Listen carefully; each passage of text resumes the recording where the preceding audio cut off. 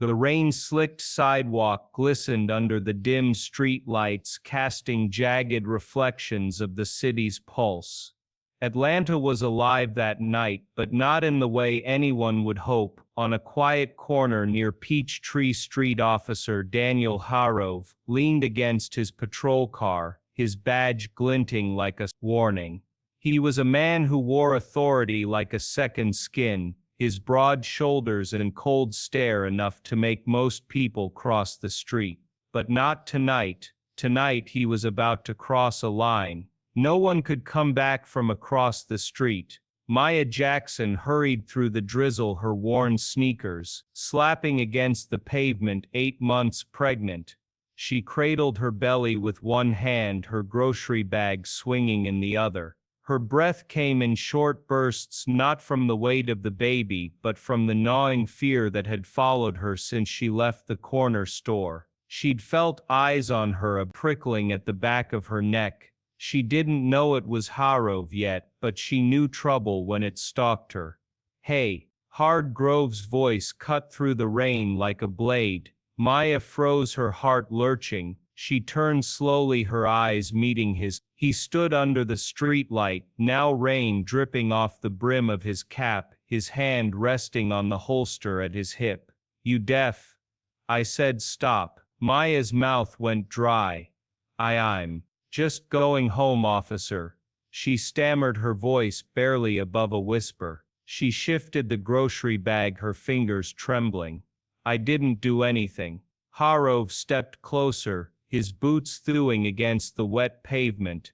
"Didn't do anything," he sneered, his eyes narrowing. "Then why you running like you stole something? Empty those bags now." Maya's stomach twisted.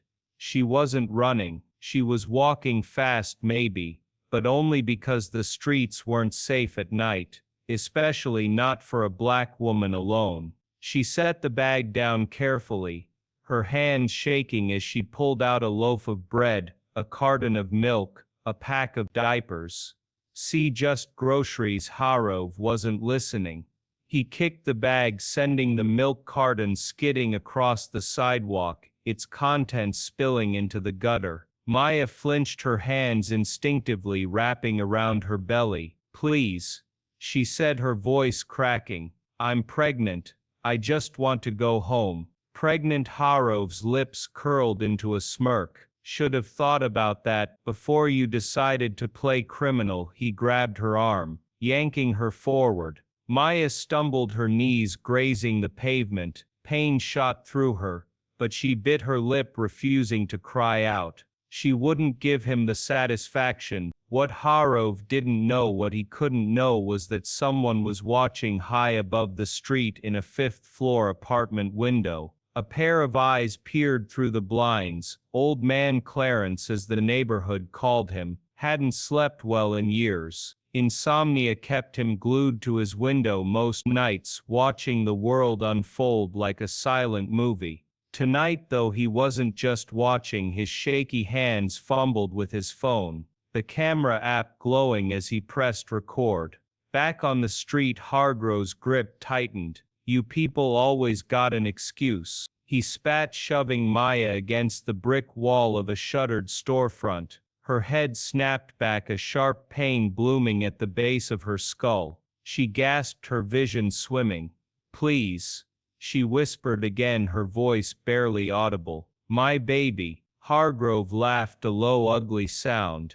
"Your baby. Maybe you should have stayed out of trouble." He raised his boot, and before Maya could react, he drove it into her side. The impact stole her breath, a white-hot agony ripping through her. She crumpled to the ground, curling protectively around her belly, her groceries scattered like debris. Clarence's hands shook harder, now the phone nearly slipping from his grip. He wanted to shout, to bang on the window, but fear glued him in place. He'd seen cops like Harrove before, men who thought their badge made them untouchable. But this was something else. This was evil. Maya lay on the sidewalk, rain soaking through her clothes, her body screaming with pain. But she wasn't broken. Not yet. Through the haze she heard Harov's radio crackle, a dispatcher's voice calling him to another scene. He cursed under his breath, giving her one last glare.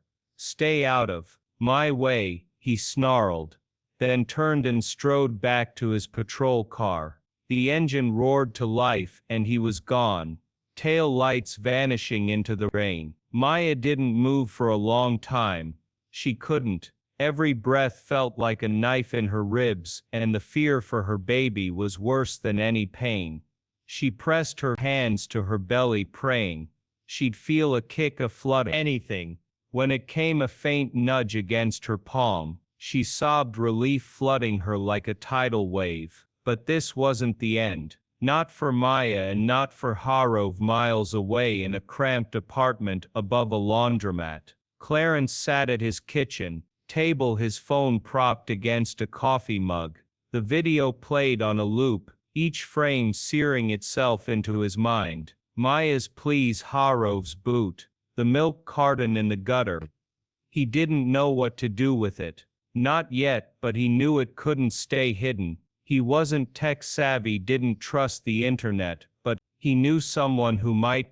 His grandson Jamal was coming by tomorrow. Jamal would know. The next morning Maya woke in a hospital bed, the sterile smell of antiseptic stinging her nose. A nurse hovered nearby checking her chart. "You're lucky," the nurse said softly. "You and the baby are going to be okay." Maya nodded, but she didn't feel lucky. She felt like a target. The doctor had confirmed no serious damage, just bruising and a sprained wrist, but the real damage wasn't physical. It was the kind that lingered, the kind that made you flinch at shadows. She didn't tell the hospital staff about Harov. What was the point? She'd seen what happened when people like her spoke up. Complaints vanished. Witnesses changed their stories. Cops protected their own. But as she lay there staring at the ceiling, a fire sparked inside her. She wasn't going to let this go. She couldn't.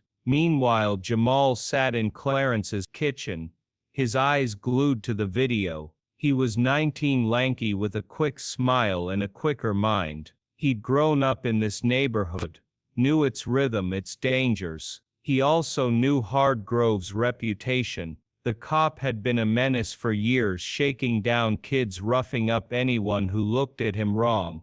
But this was next level. "Grandpa, we can't just sit on this," Jamal said, his voice low but urgent. "This could blow up." Clarence shook his head, his hands clasped tightly. "I don't want trouble, Jamal. You know how they are. They'll come for us. They're already coming for us." Jamal shot back, "Look at what he did to her. Was pregnant, Grandpa, pregnant." He paused, his jaw tightening. "We got to get this out there, but we got to be smart." Jamal wasn't wrong, but smart was easier said than done. Harov wasn't just any cop. He had friends, high up friends, the kind who could make problems disappear. And Maya, she was nobody to them, a single mom to be scraping by on a cashier's paycheck. If this video got out, it wouldn't just be Harov in the crosshairs, it would be all of them. That afternoon Jamal met with his friend Tasha, a barista with a knack for digging. Tasha wasn't just good with coffee, she had a nose for secrets, the kind people didn't want found. She'd heard whispers about Harov before, complaints that never made it to court, witnesses who suddenly moved out of town. If anyone could help figure out how to handle the video, it was her. They met in the back of a diner, the kind of place where the jukebox never stopped and the waitresses didn't eavesdrop. Jamal slid the phone across the table and Tasha watched the video in silence, her expression hardening with every second. When it ended, she leaned back, her fingers drumming on the table. "This is bad," she said finally. "Like career-ending bad, but Harov's not dumb. He's got people. You put this out there, they'll come for you. Your grandpa and that woman. So what do we do?" Jamal asked, frustration creeping into his voice. We can't just let him walk. Tasha's eyes gleamed with something dangerous. We don't let him walk, but we don't play fair either. We need leverage, something bigger than this video. Leverage. The word hung in the air like smoke. Tasha had a plan, but it wasn't simple. It involved digging into Hardgrove's past, finding the skeletons he'd buried. She knew a guy, a hacker named Rico, who could crack open digital lockboxes, bank records, emails, anything. If Harov was dirty, Rico could prove it. But Rico didn't work for free, and time was running out. Back at the hospital, Maya was discharged with a bottle of painkillers and a warning to take it easy. She didn't have the luxury of easy. Her apartment was a third floor or walk up. Her fridge was empty, and her boss wasn't the type to give sick days. As she climbed the stairs, each step a reminder of Harov's boot, she made a decision. She was going to file a complaint. She didn't know if it would work, didn't know if anyone would listen, but she had to try for her baby, for herself. What she didn't know was that Harov was already covering his tracks. He'd heard about her hospital visit through a buddy in dispatch. He wasn't worried, not yet. He'd been in worse spots and come out clean, but he wasn't taking chances. He made a call to his sergeant, a man who owed him favors. Keep an eye on her. Keep an eye on her, Harov said. She's trouble. Trouble was coming, all right, but not the kind Hardgrove expected. 2 days later, Tasha and Jamal met Rico in a parking garage, the kind of place where deals went down and secrets stayed buried. Rico was a wiry guy with a laptop that looked like it had seen better days. He didn't ask questions, just took the cash. Tasha slid him and got to work. By midnight he had something. A trail of payments, small but consistent, leading from Harov's account to an offshore bank. It wasn't enough to nail him. Not yet, but it was a start. Meanwhile, Maya sat at her kitchen table, a pen trembling in her hand. The complaint form was simple, but every word felt like a gamble. She wrote what happened, every detail, her handwriting shaky but deliberate. When she finished, she sealed the envelope, her heart pounding. She didn't know if she was signing her own death warrant, but she mailed it anyway. Across town, Clarence couldn't shake the image of Maya on the sidewalk. He'd always been a bystander, watching life from his window, never stepping into the fray. But this was different. He didn't tell Jamal, didn't tell anyone, but he made a copy of the video and hid it in a lockbox under his bed, just in case. The city was a pressure cooker, now ready to explode. Harov was on edge, his temper fraying with every shift. He didn't know about the video, didn't know about Rico's digging, but he felt the walls closing in. He started tailing Maya, parking outside her building, watching her come and go. Told himself it was just to scare her, to keep her quiet. But deep down he knew he was losing control. Then it happened. Rico, an email buried in a deleted folder, linking Harov to a string of shakedowns, business owners, drug dealers, anyone who could pay to stay out of cuffs. It was enough to bury him. But it was dangerous. Rico wanted out, said it was too hot. Tasha convinced him to stay, promising a bigger cut.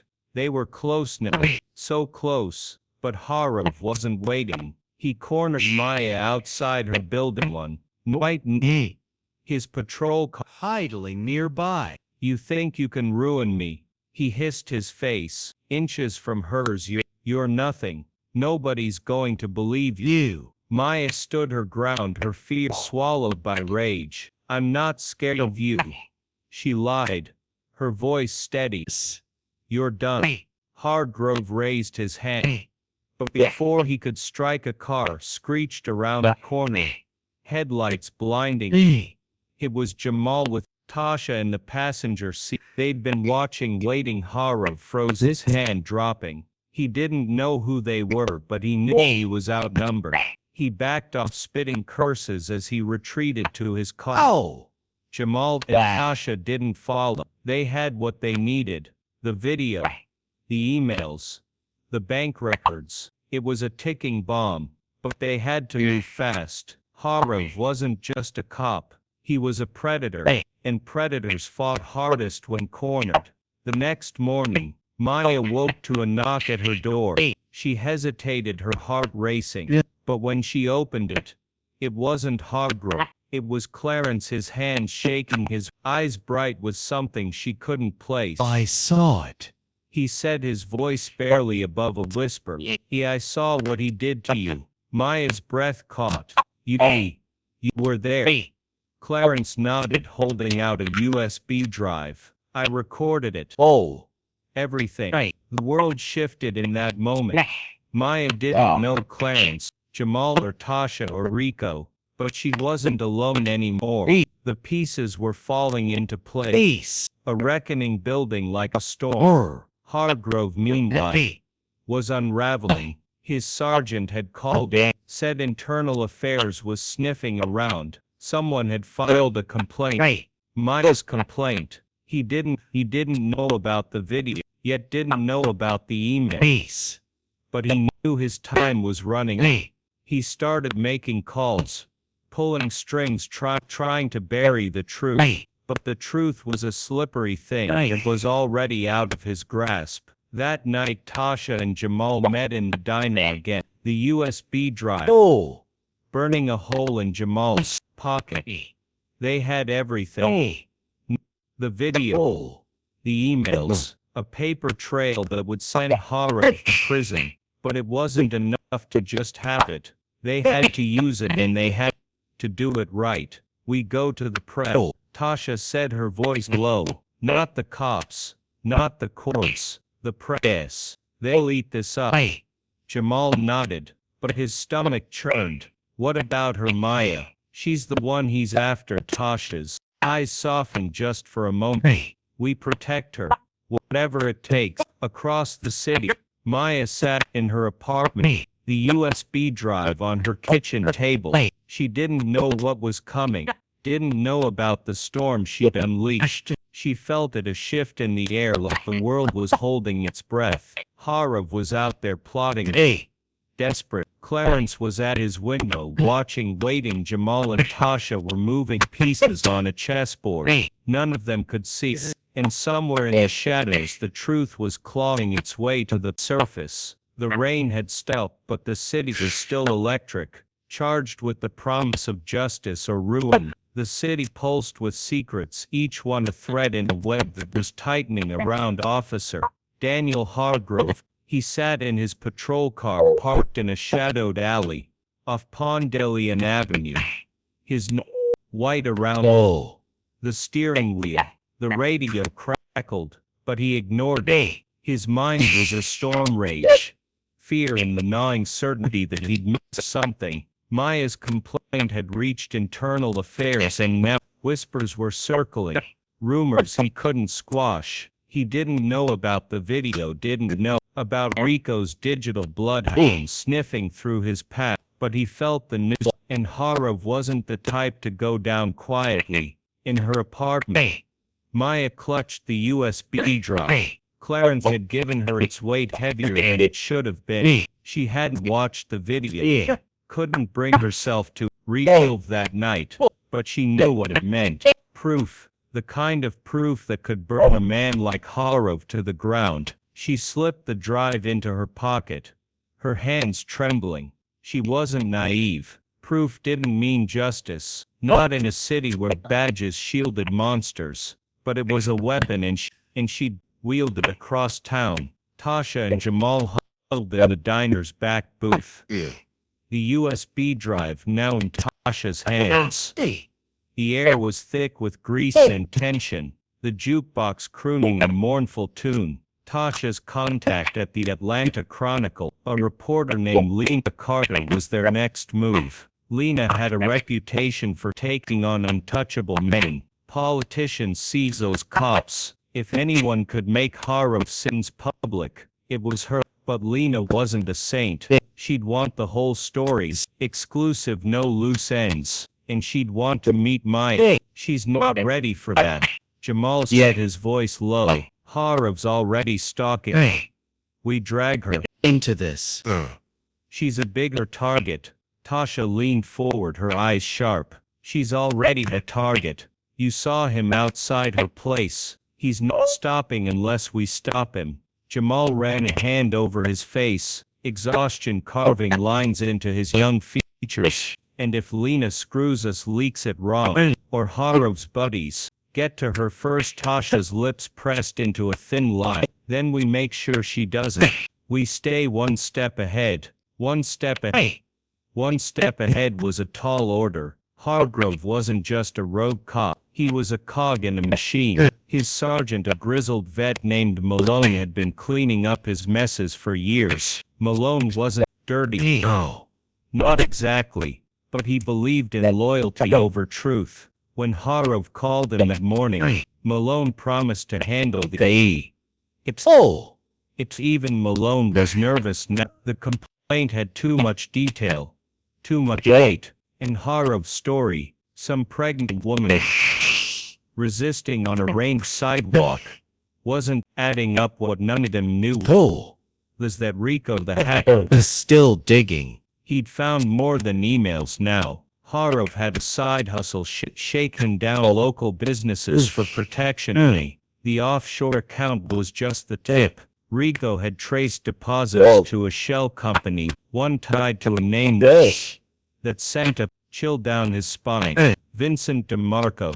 DeMarco was no street thug. He was a ghost, a fixer for Atlanta's underbelly, the kind of man who made problems vanish. If Harav was tied to him, this wasn't just about a bad cop. It was a house of cards, and one wrong move could bring it all down. Rico called Tasha, his voice tight. I'm out. He said, this is too big. DeMarco's name's in the mix. Tasha.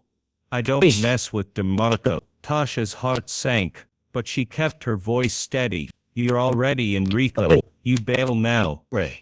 You think Harav won't find you, or DeMarco? Rico cursed, the line crackling with his panic. You don't get it. DeMarco doesn't just kill you. He erases you. Your name, your family, everything. Then help us end this. Tasha snapped. Get us the rest. Every account, every name.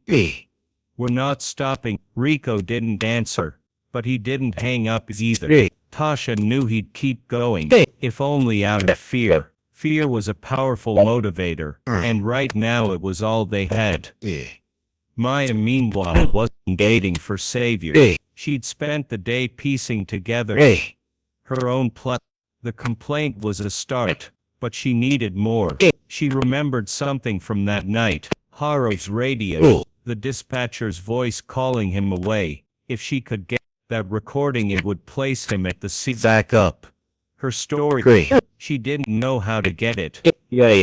But she knew someone who might. Her cousin Derek worked security at a precinct downtown.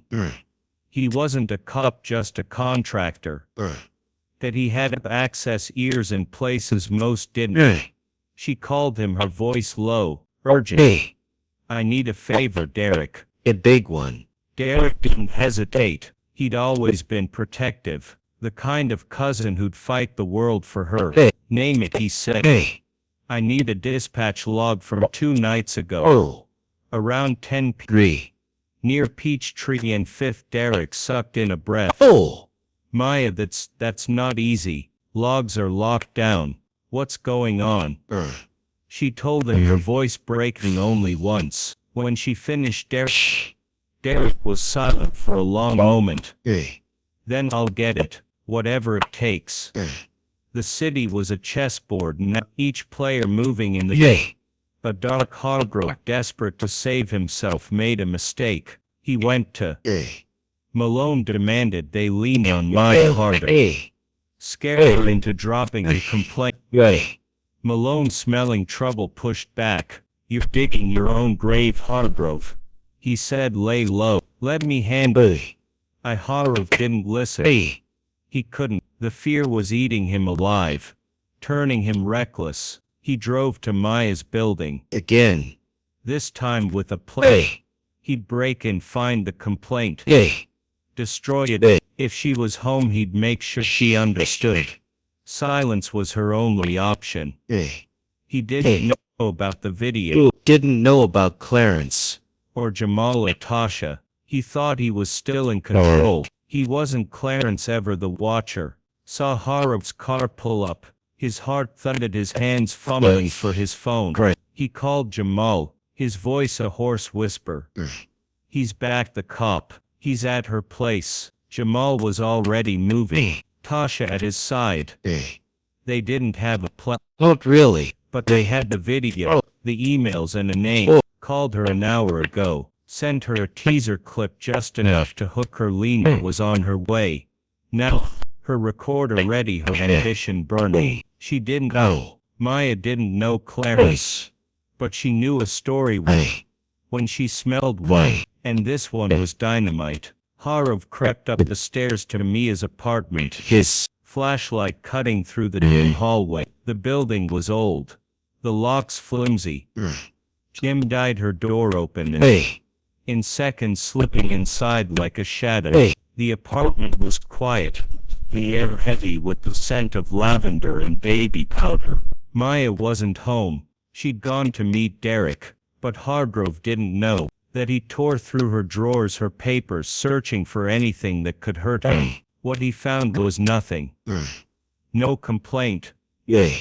No notes, no proof. His frustration boiled over, and he swept a lamp off the table, the crash echoing in the small space. That's when he heard it, a creak in the hallway. He froze, his hand on his gun. It was Clarence. The old man had followed him, driven by a courage he didn't know he had. He stood in the doorway, his phone in hand, recording. Again. Get out, Clarence said, his voice shaking, but firm. You're done.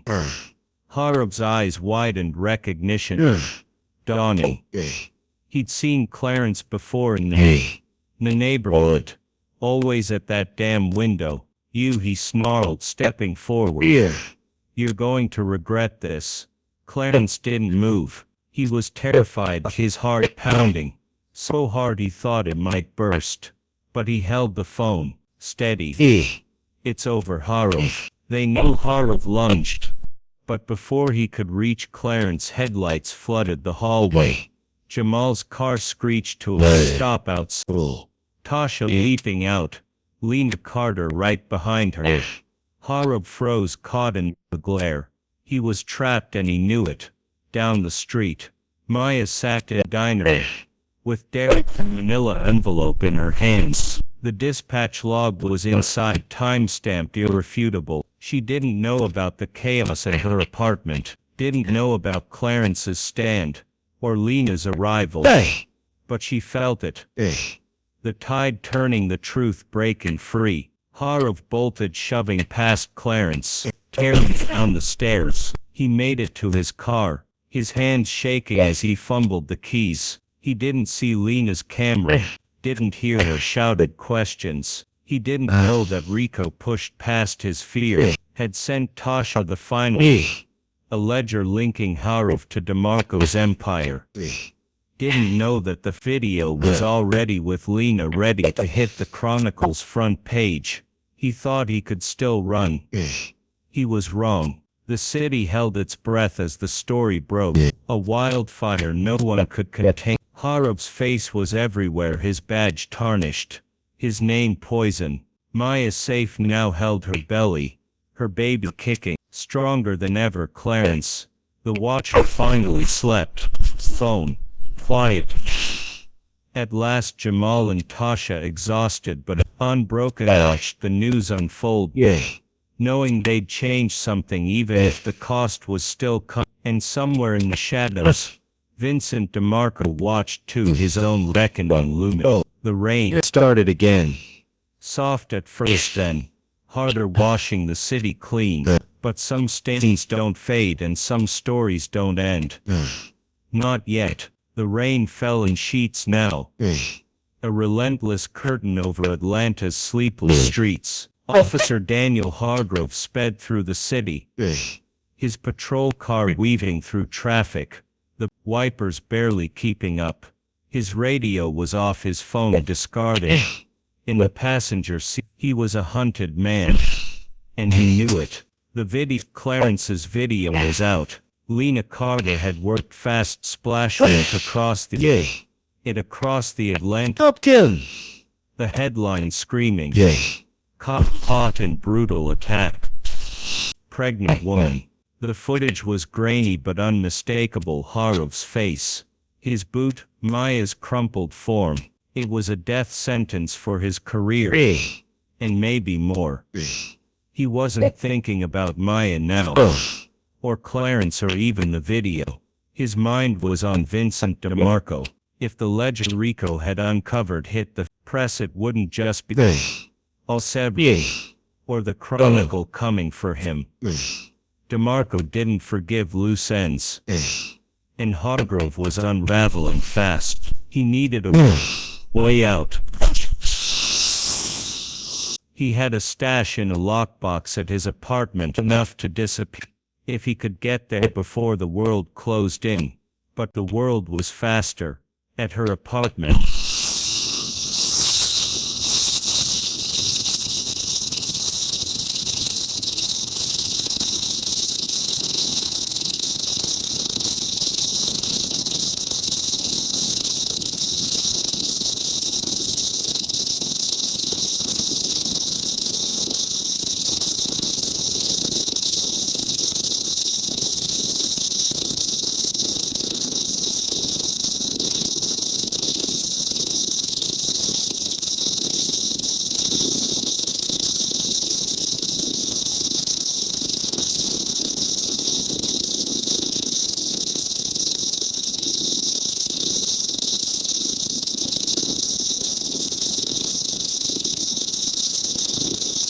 didn't answer. She was still processing her body, aching her mind, a tangle of relief and dread. The truth was out, but Hargrove was still free, and men like him didn't vanish quietly. Derek's phone pinged, a text from a buddy at the precinct. "They're looking for him," he said, his voice low. He didn't show for his shift. I've got the video, and the feds are sniffing around. Something about offshore accounts. Maya's stomach tightened. Feds. Derek nodded, his jaw tight. "This ain't just about you anymore, Maya. He's tied to some bad people. Real bad." She didn't ask who. She didn't need to. The fear in Derek's eyes was enough. But fear wasn't. She'd carried it her whole life. Through late night walks, through paycheck to paycheck. Days through that night on the sidewalk. She was done running. "Let them come," she said, her voice steady. "I'm not hiding." Across town, Tasha and Jamal stood. In the Chronicle's newsroom, a chaotic hive of ringing phones and clacking keyboards. Lena Carter was at her desk, her eyes bloodshot, but gleaming with the thrill of a scoop. The video had gone viral, shared and reshared, until it was impossible to ignore. But Lena wasn't done. She had Rico's ledger emailed to her an hour ago, the digital paper trail, tying Hargrove to DeMarco's network. It was explosive but dangerous. DeMarco's name carried weight, the kind that could crush a story or a reporter. "You sure about this?" Jamal asked, his voice barely audible over the newsroom din. "You print that you're painting a target on your back." Lena didn't look up from her screen.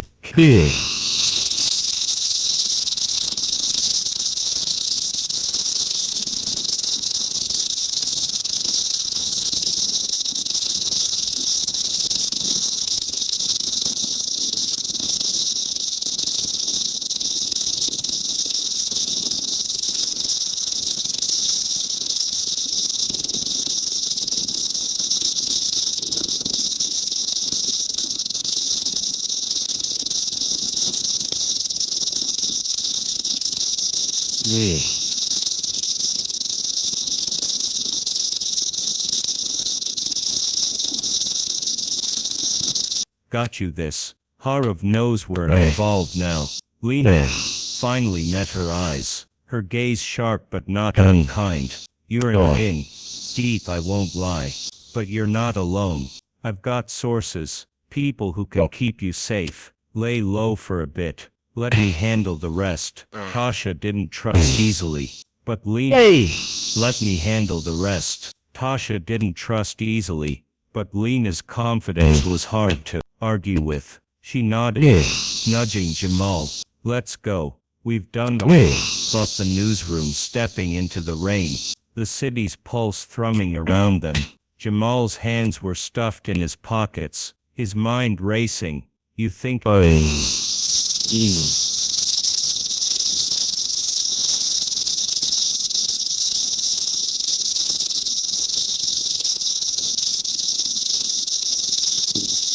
her breath visible and cold. It's got to be, she said finally.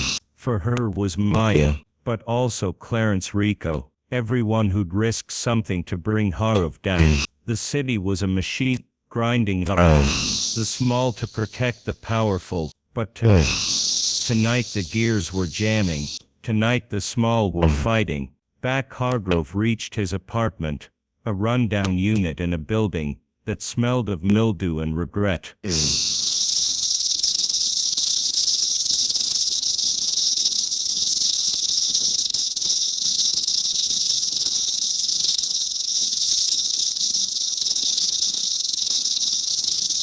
Rundown unit, in a building that smelled of mildew. He tore through his closet, pulling out the lockbox, his hands slick with sweat. He stuffed it into a duffel bag, his heart pounding. He'd head south, maybe Mexico, lie low until DeMarco's heat died down. He didn't know the feds were already closing in. Didn't know his name was on every screen in the city. As he zipped the bag, his phone buzzed. A text from an unknown number. You done it.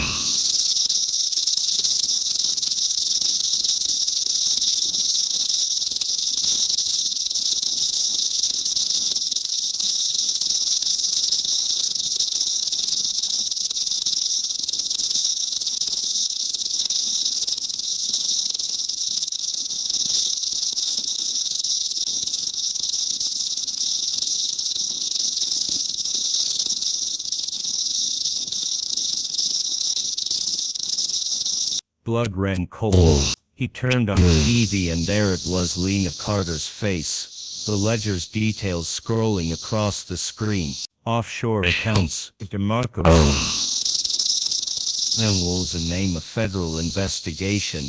His knees buckled, the duffel slipping from his hand. It was over, but Hargrove wasn't a man who surrendered.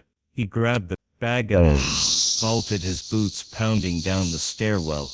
He didn't see the unmarked car parked across the street. Didn't hear the radio chatter. As agents moved into position, he thought he could still run, still fight. He was wrong. The feds caught him 3 blocks away, his car hemmed in by black SUVs. He didn't resist, not physically, but his eyes burned with defiance as they cuffed him. You don't know who you're messing with. He spat, his voice. DeMarco will save it. The lead agent cut him off, shoving him into the back seat. Your boss is next. The city exhaled, but the story wasn't over. Not for Maya, who sat in her apartment watching the arrest on the news, her hands cradling her belly. Not for Clarence, who stood at his window, the rain blurring his view of a world that felt a little lighter. Not for Tasha and Jamal, who disappeared into the night, their names unknown but their impact undeniable. And not for Lena, whose byline would haunt DeMarco's dreams. DeMarco himself was a shadow, untouchable for now, but the ledger had cracked his armor. The feds were digging, and shadows don't last in the light. He'd come for Harov's allies maybe, but he'd find a city ready to fight back. A city that had seen what one woman, one old man, one video could do.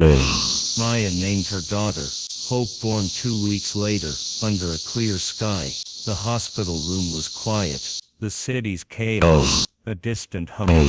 She held her baby. Her bruises faded, but her strength blazing. She didn't know the whole story. Clarence's courage. Tasha's fire. Jamal's heart. But she felt it. A current running through her. Threw hope through the streets outside. The rain stopped and Atlanta gleamed. Its scars still there, but its pulse stronger. Hargrove was gone. His badge stripped, his name a curse. DeMarco's reckoning loomed, a promise yet to be. Captain Maya, hope in her arms, knew one truth above all. The unseen could change everything.